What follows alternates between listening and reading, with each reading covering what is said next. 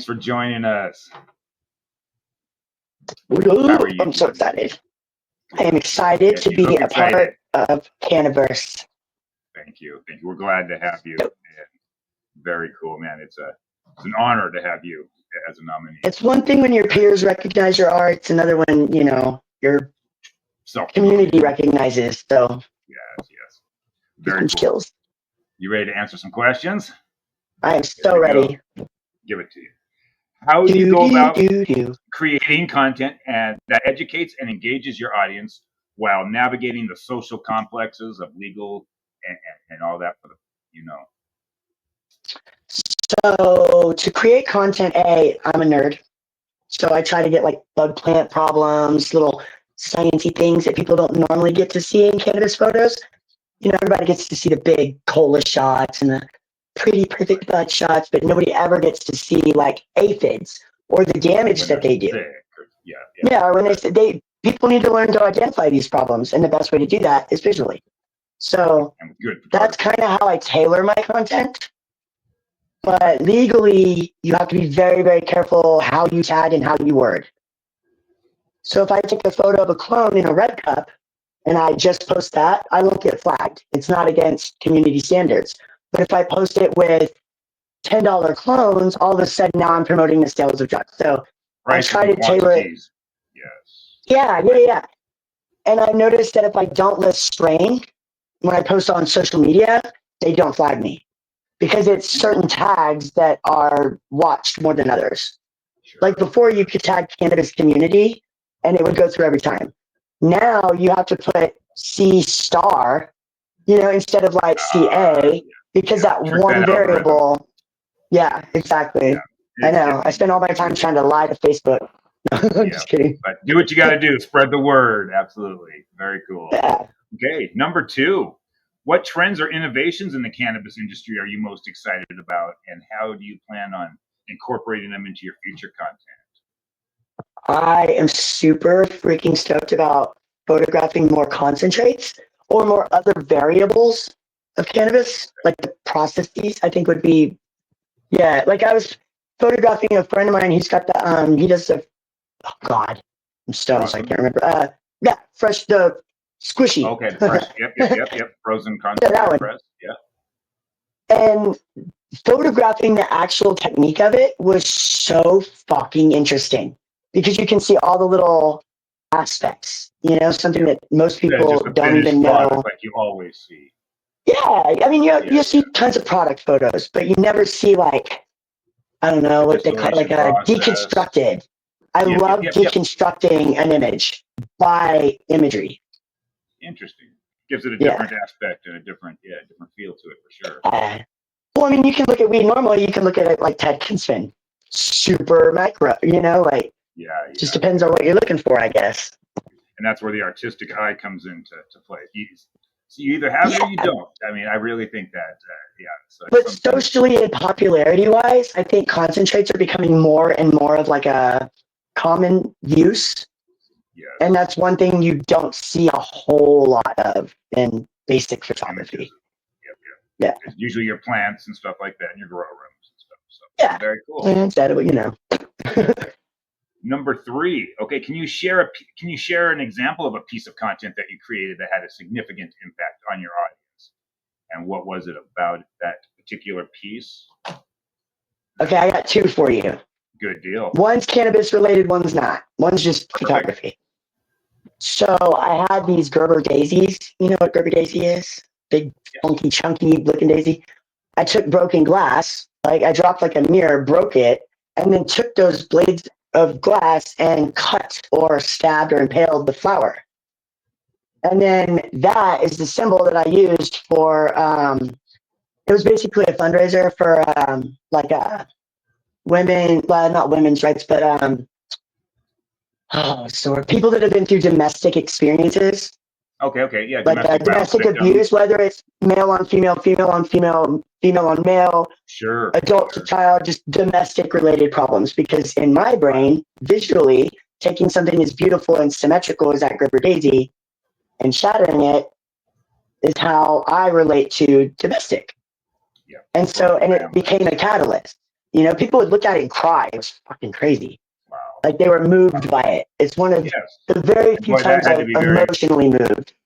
very rewarding to It get was that kind of awesome. feedback. Yeah, no, that's what keeps you going, huh? Very cool. Yeah, a You little got an bit. And eye then for it. everybody knows I do all sorts of fundraising. I am such an animal nerd.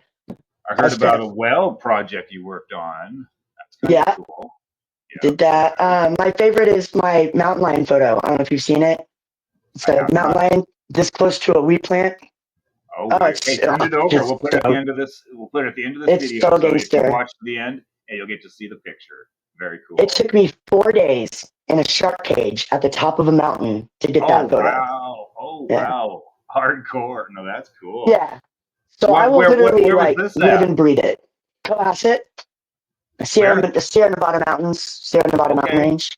Yeah. Very cool. That is so Upper cool. Ridge. But Nice. Hell yeah, yeah. I've been known to do some pretty insane things for the shot, you know? Yep. Yep. No, that's what it Yeah. takes. Dedication. Absolutely. But Very yeah, in cool. that photo I used for protection, like PETA photos, There you wildlife, you go. know, all that And the stuff. impact Yeah. it has could last for years. It's still being used right now, See, actually, that's just for a it took fishing you game up days to there. make, but it will be out there for forever now. So Yeah. very cool. But California State Fair. I'm part of the permanent exhibit now because I took 4 See, photos that I didn't even know were going to be in there. that's awesome. That's awesome. Yeah. Very. How long have you been doing this? In When did you cannabis community or specifically photographing? photography? First off, 7 years total. 7 years. I know you've been a stoner your whole life. I've been a stoner my whole life. But I did fashion before I did photography. Okay. Okay. What Yeah. kind of So like fashion? before, I was doing full sublimation, but I was doing it of my photos of weed. Does that make Okay. sense? I Okay. wasn't Yeah. So it's photographing all cannabis blended. for the photographic art. I was doing it for a graphic perspective. Okay. Yeah. So you're Yeah. definitely an artist. That's cool. For instance, Nice. Is that one of your photos in a pillow? That's yeah, killer. yeah, I the may have to photo's order actually on one of my those. wall. That's so cool. Hell yeah. So, and that's Very actually cool. how I started in specifically canatography. Is the guy I was working for got tired of me sitting in the garden and drawing the plants instead of actually like paying attention to watering them and taking care of them, which I Working. was essentially being paid for. And Yeah. yeah, he was like, "Make yourself useful, dude. Go take some like photos or something." And I was like, "All right." And then one day we got to talking, and he was like, "I would love a clothing line." That's not how he sounds. That's how he sounds in my head. I hope he doesn't hear this and get mad at me for mocking him. But so like a month later, I walked into a room, dropped a box, which was a full one line. So it's like 2 jackets, 4 shirts, some bikinis, a skirt, and I think I did a kimono. I'm pretty sure I did a kimono. Yeah, Wow. and that was Very like my cool. first line, you know. Okay. But it was his weed on his label. Okay. So you were Yeah. making clothings with images of your photos of your cannabis plants on it. Yeah, specifically the lines were geared towards their specific photo. So I would go to your Sure. You were garden, marketing for him. use sort of, yeah. Okay. But I mean, that helped you anybody get could buy started. them, Yeah, but yeah, his yeah. line was specific to his grow. Sure. Yeah. Sure. Okay. Interesting. Okay. A little bit of Uh, history on you. Okay. Yeah. We all started out somewhere. No, very interesting. if Okay. it's Number fucking art, I'll do 4. it. How do you ensure that your content is inclusive, representative of the diverse cannabis community, including medical, recreational, and advocacy? Well, if I take candid cannabis community shots like at an event, you know, I don't want to show those forced images. The cannabis community is so you get all emotional. It's so unique because everybody has like, have you ever heard of the term a corn story? No. Everybody has a corn story. Like they can tell you a story about corn, you know, because it's corn. Everybody Okay. knows Sure. corn. Sure. Okay. Yeah. Yeah. I Yeah. get it. So the cannabis community, everybody has an aha moment where cannabis made them better. And they talk about it with such passion. But you can't see that in a forced image. Yes. Yes. But you Yes. can see it the way someone leans down and touches their plant. you can see that love and that admiration. And feel it. But if you're forced, here's my plant. It doesn't look natural. It doesn't look right. Yeah. I love those candid moments. Yeah. When you secretly cool. find the girl grower singing to her plants like a lullaby, or you know, when you see someone see the guy a photo, just keep working. Yep. Yeah, you get the guys that get the big chest because they look down and they see what beautiful. It's like, I don't know. It's like photographing the things just that people as rewarding to photograph it as it is to grow it. Oh, I probably get more out of it, to be honest. Wow. Very cool. Yeah, because really I'm breaching a gap. Yes, absolutely. Yes, spreading awareness.